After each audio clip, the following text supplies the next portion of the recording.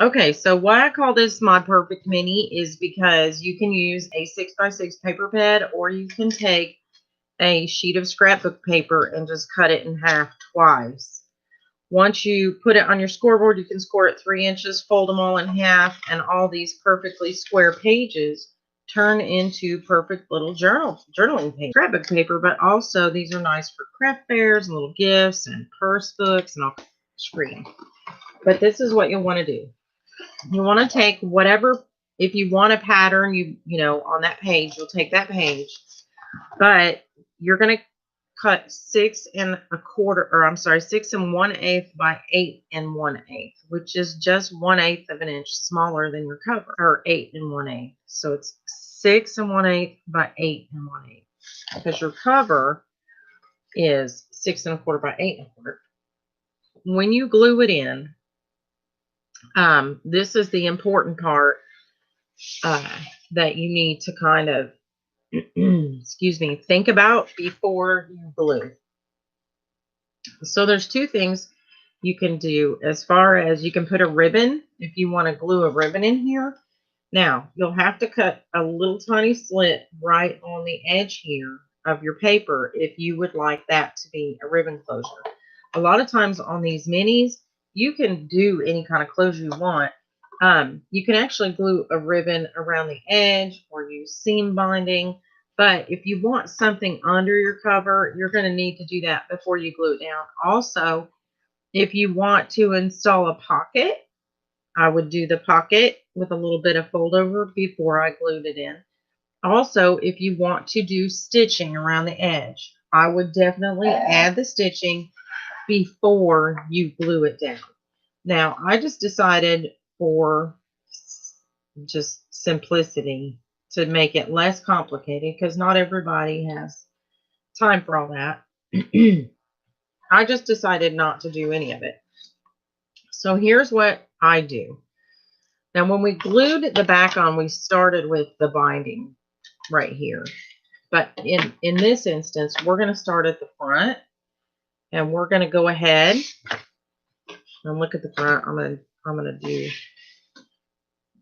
to put glue right along the edge of this, and right along the edge of this, and right along the edge here. I am not going to go into this crease, okay? I'm going to go just beside it, just like we did on the outside.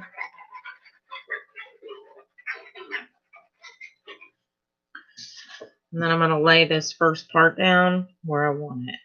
And if you want to use a brayer or a bone folder to smooth it out, that's fine. I just use my fingers, or I can use these Post-its.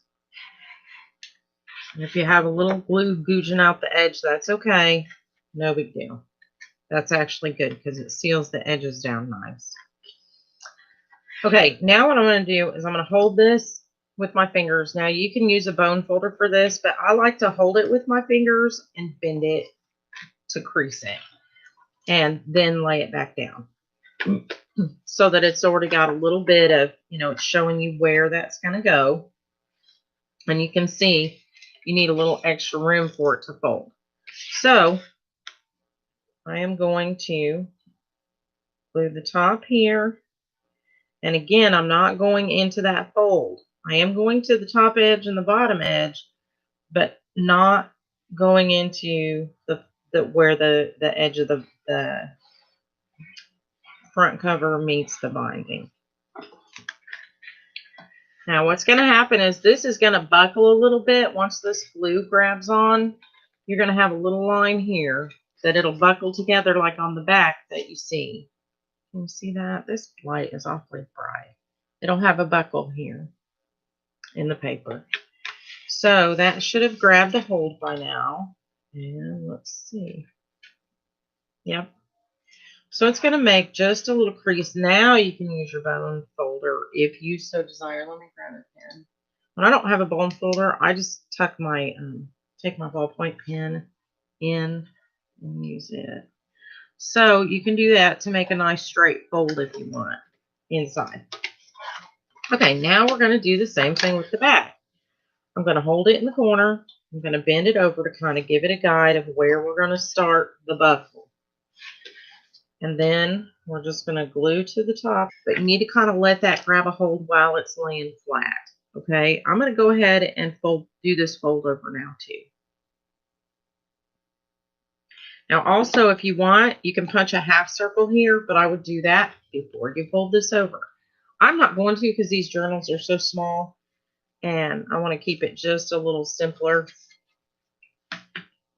So I'm going to use these Post-its once again to kind of smooth everything out. Okay, so now you have your cover. Now I'm going to fold this again. Uh-oh, that's not holding. Hang on. Let me hold that down while it grabs. You can tell when you start to bend your book closed if it's going to buckle back up off the cardboard and make a crooked fold. See that? So it kind of wants to fold a little crooked. So I'm going to hold this down so that it folds in the right place. Okay, there we go. And then just take your pen again, or your bone folder, whatever you've got, and kind of push it down in the corner there to tell it where to go. And let's go off to one side. There we go.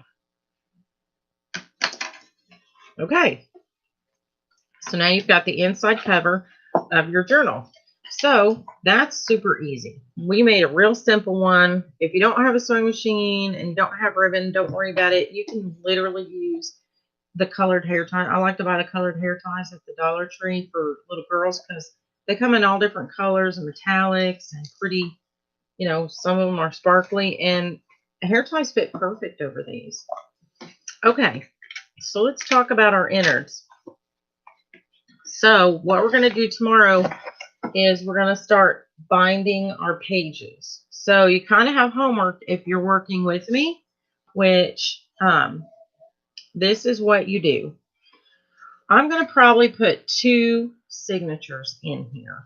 And I think we've probably got, 5 or 6 pages in each. This one has 1, 2, 3, 4, 5. Yeah. That's about a good amount of pages, believe it or not, because once you get them decorated, they'll start to expand. So, and that's for the scrapbook pages. Also, you might want to cut some index paper or lithograph paper. You might add coffee stain paper. You might coffee stain some of these. You might want to sew on your paper. You might want to sew a little ruffle or a little ribbon. You might, there's all sorts of things you can do to these pages.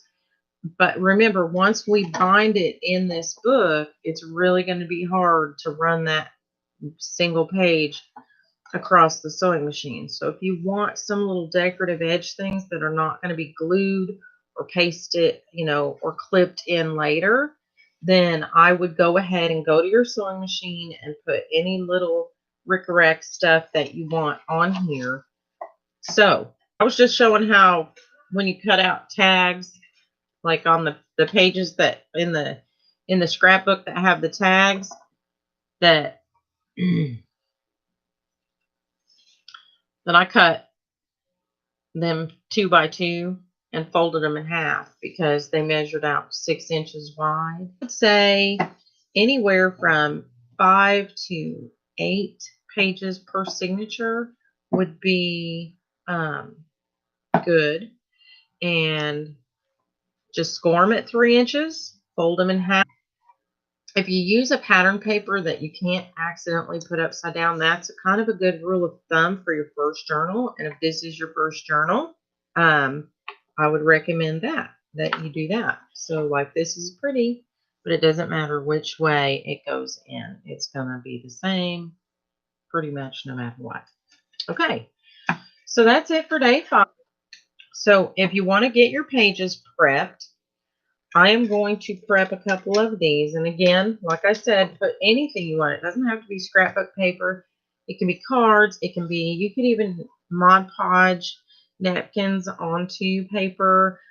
You can use some wrapping paper Mod Podged onto something, or even wrapping paper if it's really thick by it. But if you have some vellum or a pretty sheet of this or that, please feel free. Just cut it 6 by 6 and score it at 3 inches. And we are going to sew those into our signature tomorrow. Now, as for the thread, you may not have any thread, but what you can do is you can grab a candle, and you can pull your twine across it, especially if you have a beeswax candle. That's really perfect, is beeswax, if you don't have waxed thread. But you can also just use any thread that's pretty, it doesn't have to be super strong, but it should be pretty sturdy enough to hold when you tie it. Certain types of jute and twine will break, and baker's twine should be waxed, but don't worry about it. If you don't have waxed thread, you can use whatever you have, as long as it's kind of sturdy. So some sort of cording. Okay, I am not using stretch cording tomorrow either. Get your pages prepped if you're working with me. And if you're just watching, come back and watch videos. Alrighty, so get you some papers together. Get you your cover together. Get you thread. Now, I am going to use the crocodile and place some eyelets, but you don't have to do that. You can use an awl. Make sure that you have something thick to place under it to poke your holes through here so that you can, and a needle, a big needle is really good. But if you don't have a big needle, a lot of times, as long as you poke the holes through everything, you can thread a really thick, sturdy thread through by hand. So, alrighty, that's it for me, and I'll see you tomorrow. Thanks for watching.